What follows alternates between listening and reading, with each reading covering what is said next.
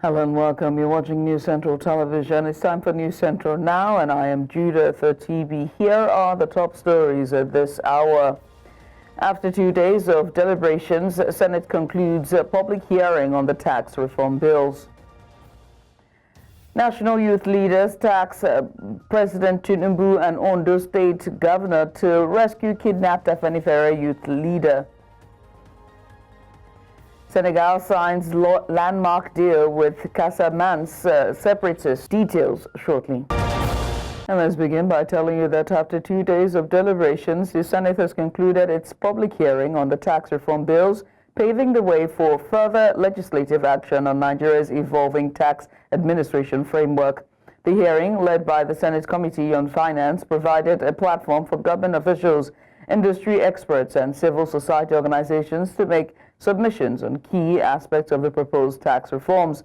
Senate Committee Chairman Senator Sani Musa emphasized the importance of the tax reforms in improving revenue generation, strengthening fiscal policies, and enhancing economic growth. Among the bills reviewed were the Joint Revenue Board Establishment Fund Bill, the Nigerian Revenue Services Bill, the Nigerian Tax Administration Bill, and the Nigerian Tax Bills. These bills, when passed into law, will also facilitate huge improvements in tax intelligence, technology deployment, and swift streamlining of the over 60 different taxes payable by manufacturers to single digits. This will be a glorious day for manufacturers in Nigeria if it happens, and it should happen. The provisions of the tax bill on free trade zone should be upheld, as it offers clarity and aligns with the intent and letters of the enabling laws. We believe that it does not in any way jeopardize the incentives offered to the operators within the zone. Rather, it will ensure equitable tax treatment for companies operating in the customs territory and those licensed to operate within the free zones, with respect to sales into the customs territory. Please do not apply a 30% total revenue rate for retail outlet owners. The reason is simple. Most of our companies are registered under the Company and Allied CAMA, laws. So when you apply that 30% to us, very soon you will not see retail outlets that's going to sell you petrol. And we all know that petrol is a major energy to move our economy. So we want to recommend that you should please apply only 10%. In the meantime, the Senate deliberated on the actions of Senator Natasha Uduaghan, Kogi Central, following last Thursday's heated exchange with Senate President Godswill Akpabio. Senator Uduaghan, who engaged in a shouting match with Akpabio during plenary, had refused to vacate her previous seat after a recent reshuffling prompted by the defection of 2 senators to the All Progressives Congress. The altercation, which stemmed from sitting arrangement of senators following the defection of 2 senators and a point of order raised by Senate Chief Whip Tahir Mungunu, led to concerns over decorum within the Red Chamber. In the end, the matter, after deliberation, was referred to the Committee on Ethics and Privileges and Public Petitions to report back and advise the Senate after 2 weeks. To withdraw in the event that he views her conduct or his conduct to be disorderly for the remainder of that day's sitting. And the Sergeant at Arms shall act on such orders, or he may receive from the chair in pursuance of this or that. All the Senate President will do is to order that senator to stop talking. And if that senator persists, then the Senate President will now say, withdraw for the remainder of the day. Please leave the chambers. And then he doesn't even need to call on the Sergeant at Arms. It is the job of the Sergeant at Arms to immediately enforce that order. Now, I want to take us to section 55. I don't want to go down. You go through that section 66, you'll see others. But look at 55.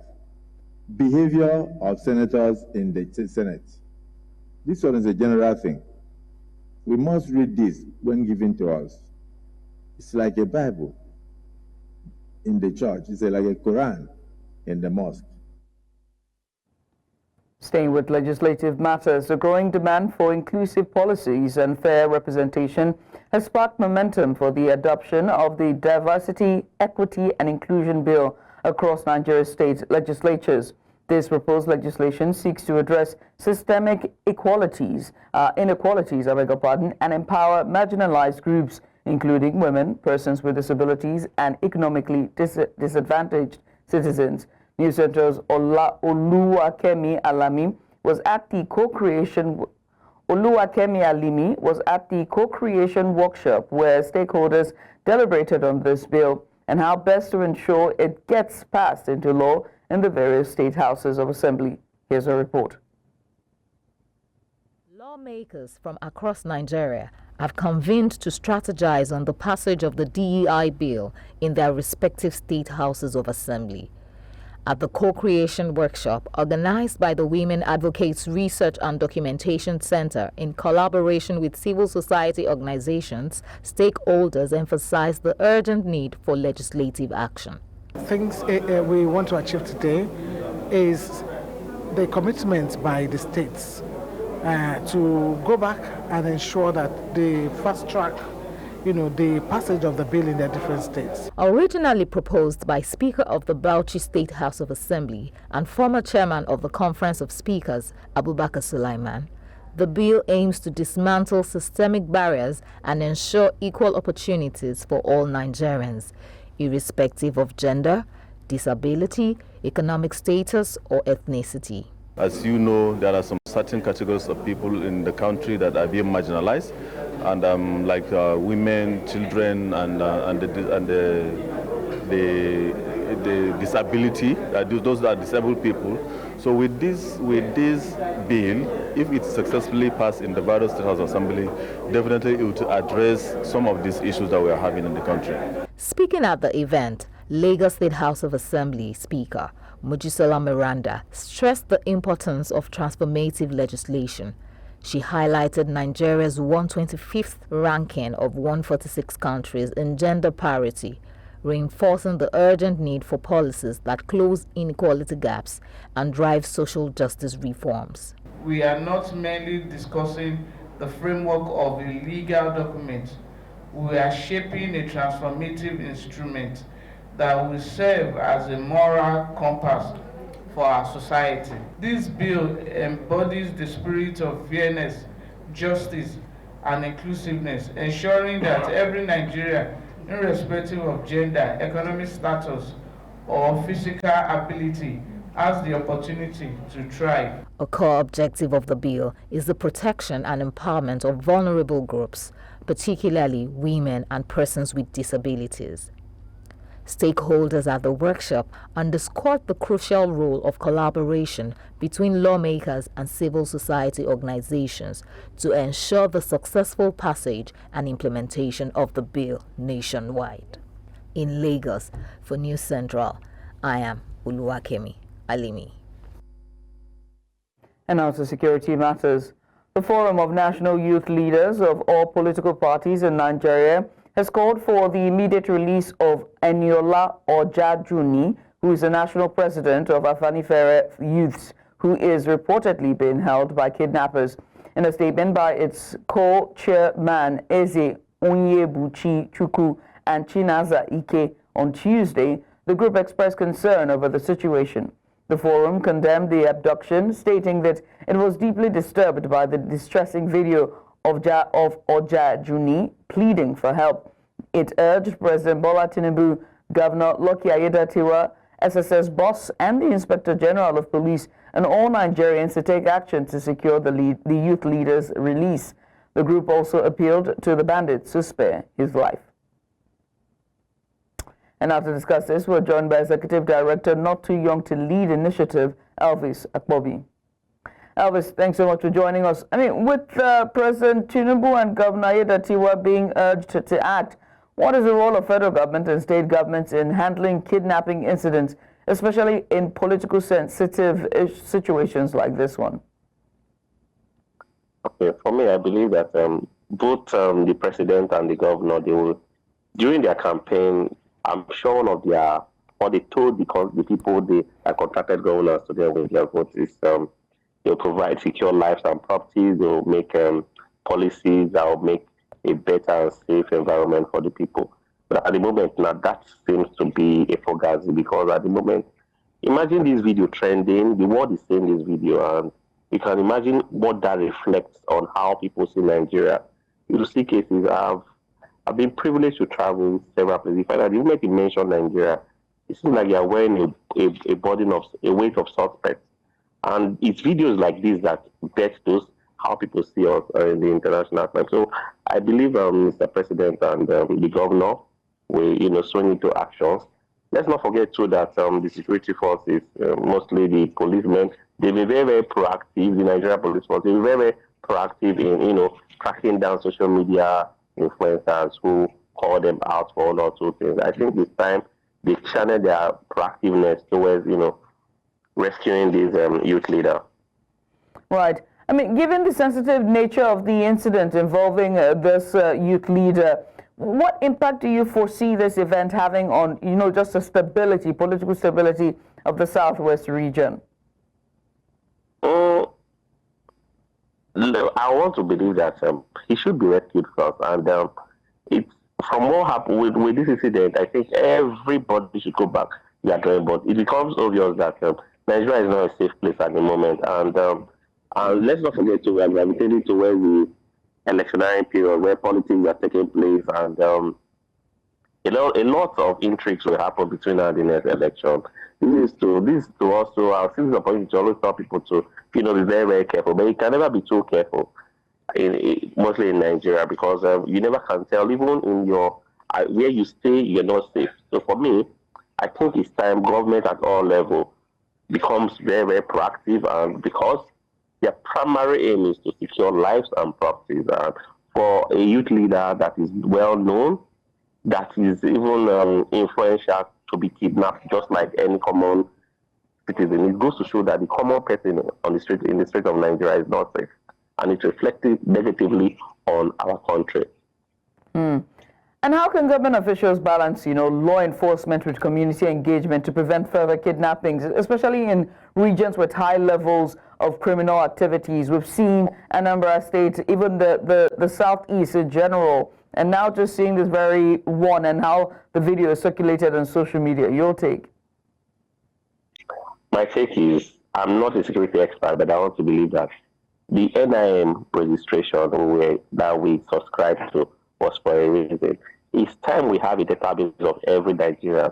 It's time we have a database on ways of tracking people. In the Western world, this video was posted from somewhere, and in the Western world, within 24 hours, these kidnappers should be tracked. But you find out that we keep doing a virtual posturing in Nigeria, where you see conferences on security conference and all that, where the curve of insecurity keeps increasing while we have more security conferences. So I think it's time we stop, doing more of the conference and start, treating the substance of the problem we are faced with today as Nigeria. So I want to believe that the Nigeria Police Force, they won't want to say anything at the moment, because they should be doing their investigation, and I'm confident in them that they will use this case, to prove once more that they are proactive.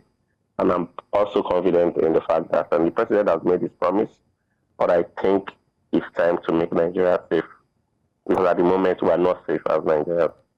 Elvis, I must say thank you for taking out time to join us, weighing on this issue and this kidnapping case with the Afenifere youth leader. Once again, thank you, Elvis Akpabio, the Executive Director for Not Too Young to Lead. Let's go on a short break, shall we? When we return, Kogi State government urges residents to join fight against vandalism. We have the details just after the break. Join us again.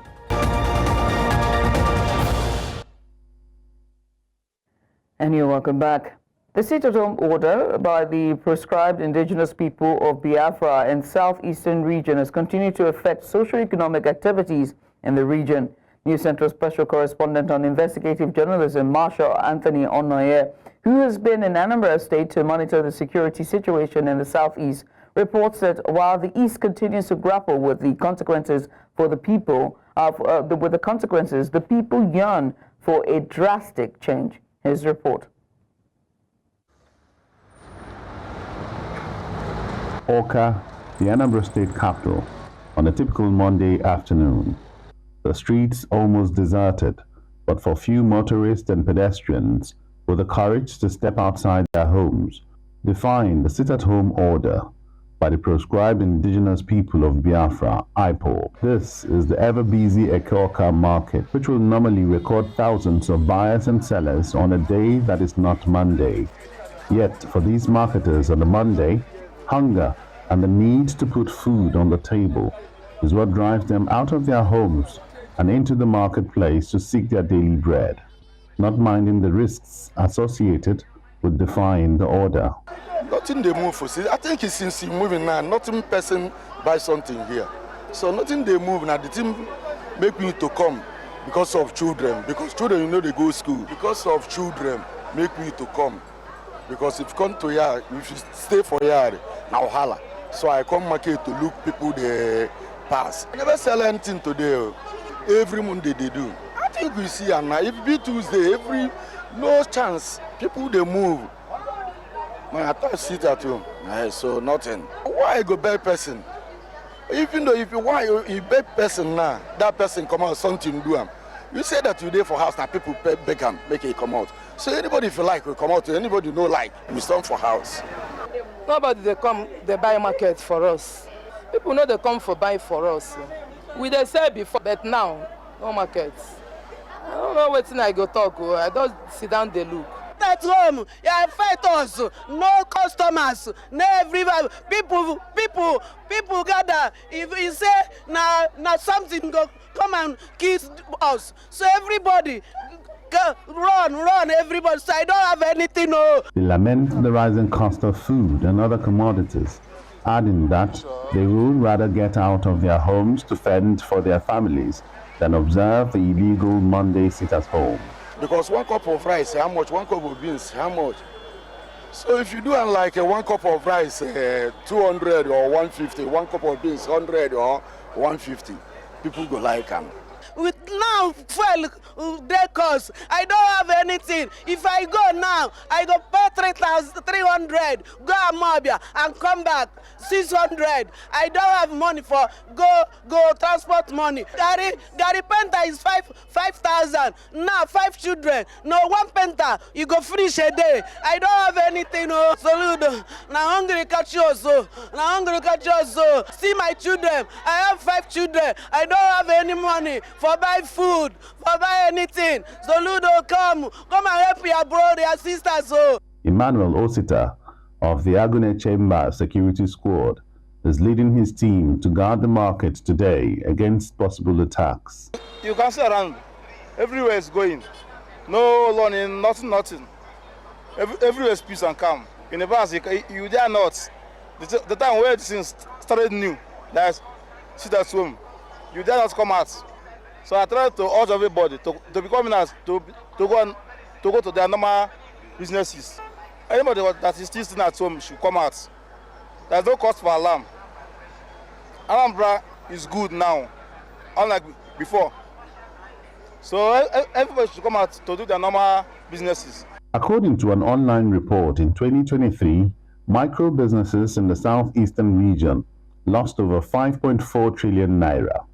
The losses arose from Monday sit-at-home exercise being implemented in the region.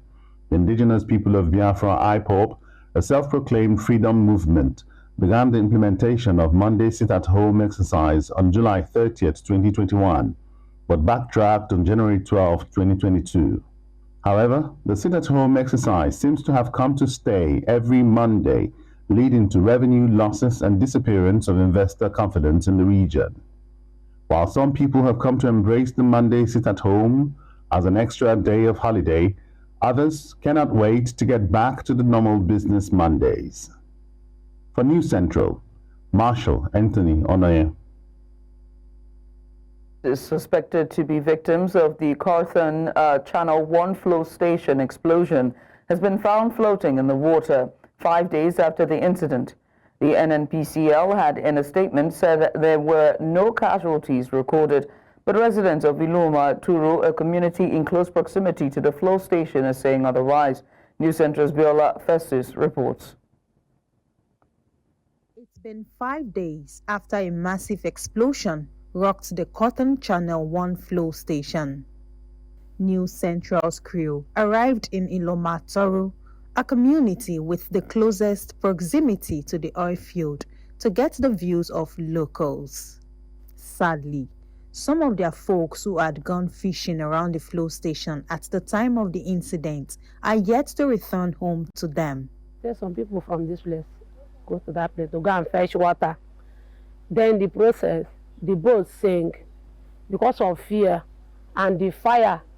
So as the boat sank, some people from this community go to that place to go and fetch them. They don't see them. Some of the women, some of them lost their baby. Because you cannot keep your baby because of water. You carry it along. At least we need breastfeeding, you give out the breastfeeding. Some of them lost their husband. Some of them lost their canoe. But we are used to canoe to do the business, making our finance. When a lot of persons died, now we are not able to give account of everybody. Till today, now as I'm talking to you, some persons are still missing. Then those persons on the vessel that got exploded, till now, there is no record about them.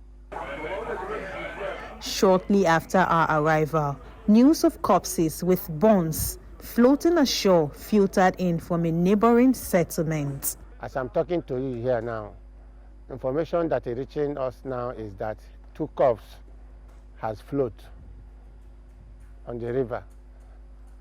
Very soon, we have asked people to go and snap them and send to us. Locals lamented that the accidents have cost them their livelihoods and put their health at risk. Our boat and net, everything got burnt. Sake of this fire incident, my husband is in the hospital right now as we are speaking. It is around that Cotton Channel 1 where the fire burned, where he used to lay his net, there he used to fish. The smell of the crude oil is affecting the people that are still around here. Some persons have been taken to hospital. Cotton Channel Flow Station is the largest oil field within Oil Mining Lease 18, which is currently managed by the Nigerian National Petroleum Company Limited, NNPCL. In a viral social media video of the incident, rescue workers could be heard lamenting possible casualties.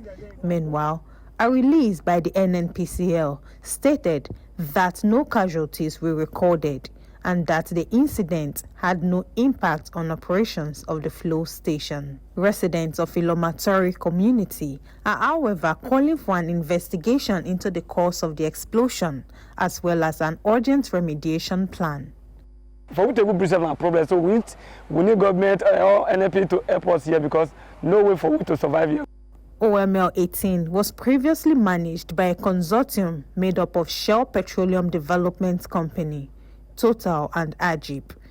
In 2015, Aeroton acquired 45% of the OML but was sacked in 2023, with NNPCL taking full control of the oil block. There are speculations that persisting accidents at the OML 18 block may not be unconnected to divestment of decayed facilities by previous operators to the NNPCL. In Bonny, for News Central, Biola Festus. The Kogi State government has called on residents to take greater responsibility in safeguarding public infrastructure across the state. Speaking in Lokoja, the Commissioner for Information and Communications, Kingsley Fanwo, stressed that public properties belong to the people, making it their duty to protect and preserve them. He also urged residents to report any acts of vandalism through the Ministry of Information and Communications, warning that destruction of public assets affects everyone. And now to education. The Abia State government is set to launch a series of innovative reforms aimed at transforming primary and secondary education. At a press conference in Umuahia, the Commissioner for Basic and Secondary Education, Goodluck Ubuchi, announced that the ministry is partnering with key stakeholders to train new teachers in digital education, ensuring they are equipped for 21st century classrooms. Special advisor to the governor on basic education, Kelechukwu Nwosu, explained that the government's flagship initiative, known as FIRST, is designed to deliver a comprehensive turnaround in the education sector, modernizing teaching methods and preparing students for a digital future. This comprehensive education transformation initiative aligns with Governor Alex Chioma-Oti's vision to intentionally prepare Abia State students and citizens to actively participate in the global war. This transformation is being implemented through a strategic partnership with the Abia State government and the Education Reform and Innovation team.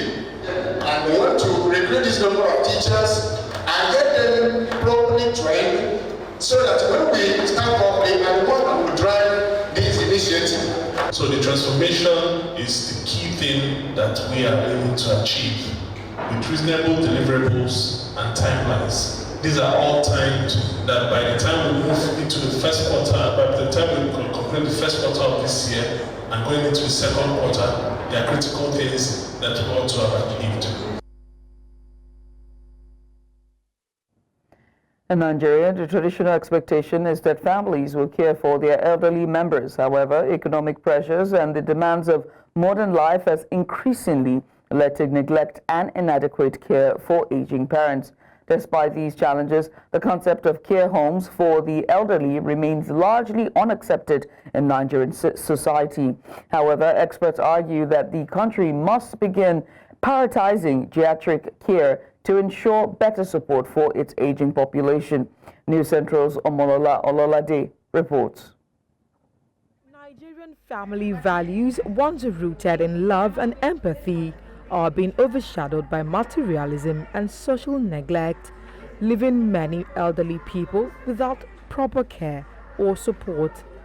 As a result, many older Nigerians face severe physical and psychological health challenges, including depression, loneliness, and chronic illnesses. I've retired so many years ago and I'm a widow. So loneliness and nostalgia, it's overwhelming. Since I've been coming, I've found it so interesting. It has helped me health-wise. It has helped me to rejuvenate my strength and vitality. With shift in family dynamics, the traditional model of elderly care is no longer sustainable. Experts stress the need to embrace and improve geriatric care services to enhance quality of life for senior citizens. We're seeing elderly ones who are, living very poorly, and that begins to raise the concerns. What are we putting in place to ensure that when these people who seemingly have given a lot into raising their kids, to building a society, when they get to that age where they can't do this any longer, who's going to be responsible for them? Private foundations, private establishments like this, we're doing our part, we're trying.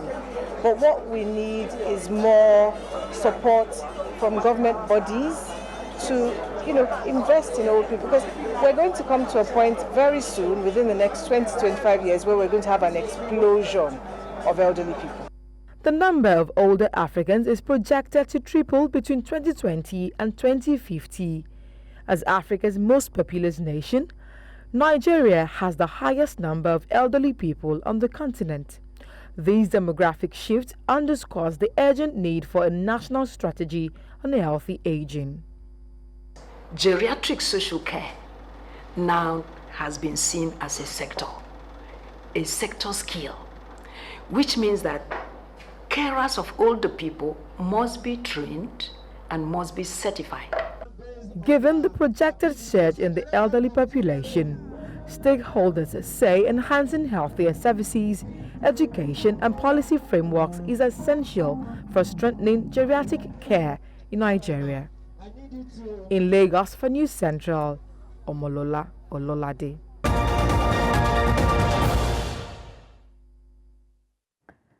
Welcome back.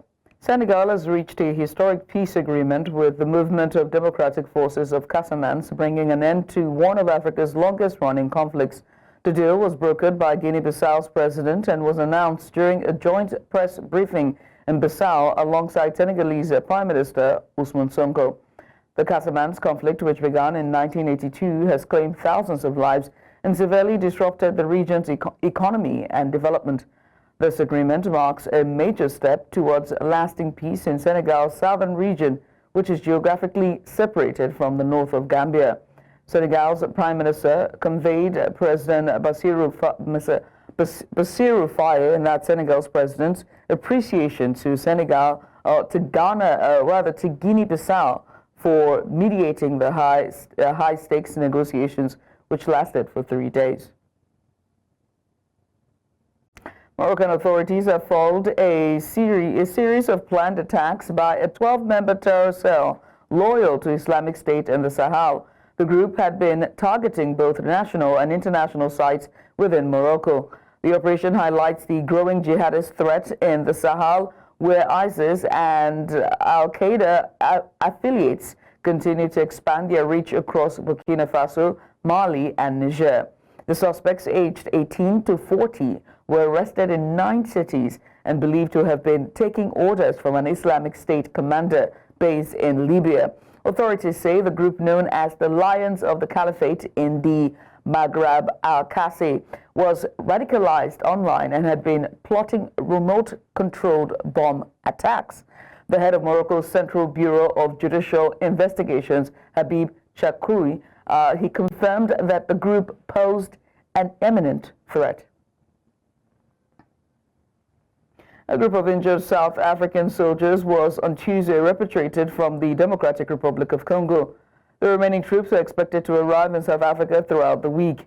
The soldiers were deployed in eastern Congo as part of a peacekeeping force under the Southern African Development Community Commission, or rather mission, in Congo. About 200 soldiers in the mission departed for the border crossing into Rwanda on Monday and then traveled to Kigali Airport, leaving the eastern city of Goma, which is controlled by M23 rebels. The M23 rebels has told foreign forces in the region to leave. Currently, the remaining South African, Malawian, and Tanzanian troops remain at their bases near Goma, with the rebels negotiating their repatriation as well. You're watching news now on News Central Television. There's more to come, and this time is World Wrap. Stay here. A bomb attack in Colombia's southwest has left 17 people wounded, including 3 children and 2 police officers. In a statement on X, Octavio Guzman, the governor of Cauca department, said the explosion, alleged to be from a device attached to a motorcycle, occurred outside a police station in Morales in the Cauca department. Among the victims was a 7-year-old girl who was hospitalized with serious injuries. Dalio Otero, one of the victims injured in the attack, told newsmen she was taken to the hospital because she couldn't hear or see well. She explained she was having lunch at a nearby restaurant when the explosion went off.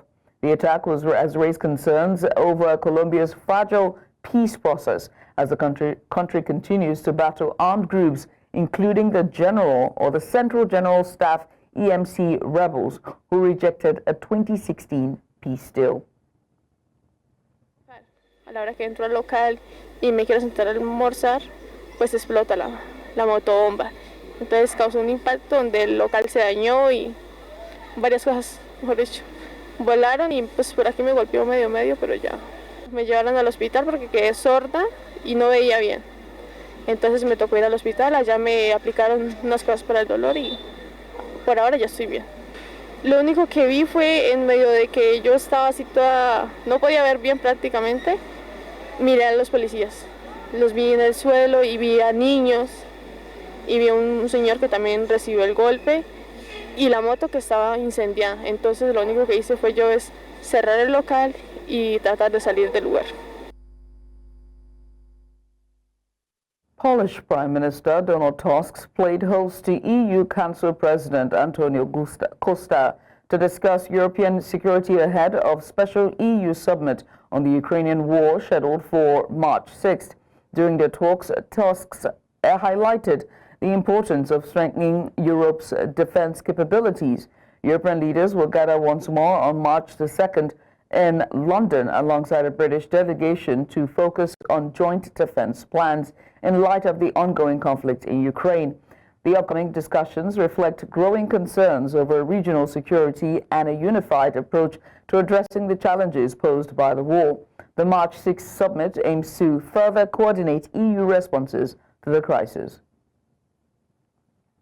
States, all of us, very aware how Russia is a threat, not only in Ukraine, but for the European security as a whole, especially in this eastern border in Poland, Baltic states, Romania, and all this eastern flank of the European Union. And of course, it's a challenge for all of us, and not only for these countries. And we are building the Europe of defense, and this must include, of course, our priorities. And priority is clear to protect our eastern border. Pan przewodniczący powiedział, że komisja jest na dobrej drodze, przygotowuje pewien pakiet. Szczegóły poznamy 6 marca, jeśli taka ostateczna decyzja, jak rozumiem, jest de facto zapadła.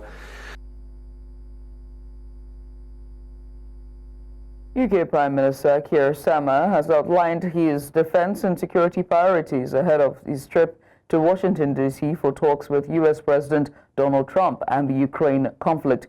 Starmer described Russia as a menace, insisting that tyrants like Vladimir Putin only respond to threat and strength. His remarks follow French President Emmanuel Macron's suggestion that a truce between Russia and Ukraine could be imminent. Both Macron and Starmer are pushing to strengthen European security cooperation with the U.S. as tensions over defense commitments continue to rise. Meanwhile, the Kremlin has signaled interest in rare earth mineral trade with the U.S., including resources from Russian-occupied Ukrainian territories, fueling speculation over a potential U.S.-Ukraine deal. It is, of course, about Ukrainian sovereignty, but it's not just Ukrainian sovereignty, it's about our way of life, our freedoms, about security and defence in Europe, and security and defence here in the United Kingdom. It's why we're sending £4.5 billion in military aid to Ukraine this year. That's more than ever before, and working with our international partners to guarantee security of Ukraine for generations to come, because I strongly believe that whatever happens next, Ukraine must be in the strongest possible position. We must get peace through strength. We also need to be really clear, because there's lots of discussions at the moment about negotiations going on. You can't negotiate about Ukraine without Ukraine. You just can't. And we must be absolutely clear about this.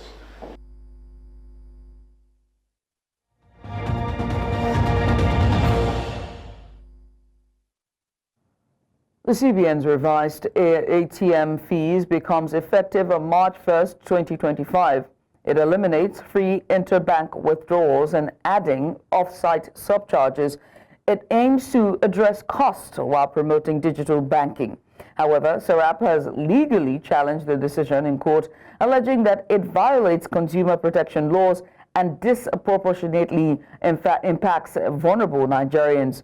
Dari Lali, who is the managing associate Denton's ACAS Law, shared her perspectives on SERAP's concerns regarding the new CBN's ATM charges. When I heard about it, I thought to myself, it's easy. I'm just going to go to my bank's ATMs and avoid the charges. And I think that is what a majority of Nigerians would do. But what about people that don't have ATMs in their localities? And aside from that, the circular was very broad. It said operational efficiencies. This is not peculiar to banks. This is a Nigerian issue. But there are certain things or certain funds that Nigerians pay for, or certain charges that Nigerians pay for, that sometimes it's not always obvious where this money is going to. And if this was clear to Nigerians, I'm quite sure that Nigerians would be more open to certain charges and fees. With this in mind, I believe that a number of Nigerians would take advantage of the lifeline offered by the CBN, which is ATMs from your bank are not going to, you will not be charged. And I think they will take advantage of that. But there's the issue of those people that don't have access to ATMs in their localities, or the ATMs that are in their localities, they are not account holders with those banks.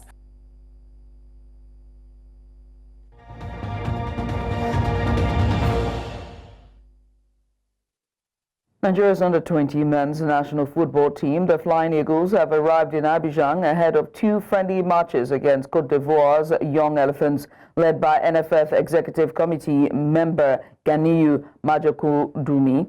The squad includes 21 players, featuring captain Daniel Bami and goalkeeper Ifeanyi Hackett, as well as forwards Clinton Jaffet and Olalekan Suleiman Alabi. The coach, Aliou Zabouri's team, will face Cote d'Ivoire at the Stade Felix Honton on Wednesday, 4:30 p.m. Nigeria time. A second match is scheduled for Friday at the same venue and time. The friendlies serve as key preparatory tests for the 7-time African champions ahead of the CAF Under-20 African Cup of Nations in April. Both games will be played behind closed doors. Kenya's national football team will play their 2026 World Cup qualifier against Gabon at the 22nd of March at the Nyayo Stadium following the completion of renovation works at the facility.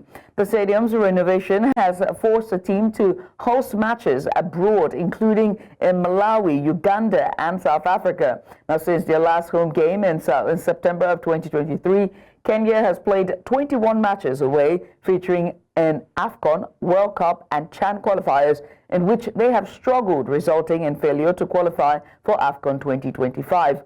In the World Cup qualifiers, Kenya secured 2 draws against Burundi and Ivory Coast, but lost to Gabon. Fenerbahce has dismissed Galatasaray claims that Jose Mourinho made racist remarks after Monday's goalless league derby. Now, the club announced plans to take legal action and report Mourinho to FIFA and UEFA over comments he made about their bench's reaction during the game. Fenerbahce insists his words were misinterpreted and not racist. Mourinho also criticized the Turkish referees, stating that the match would have been worse without a foreign official, further angering him. Now, the club accused him of repeatedly making derogatory statements about Turkish football. The result left second-placed Fenerbahce 6 points behind the club in the title race.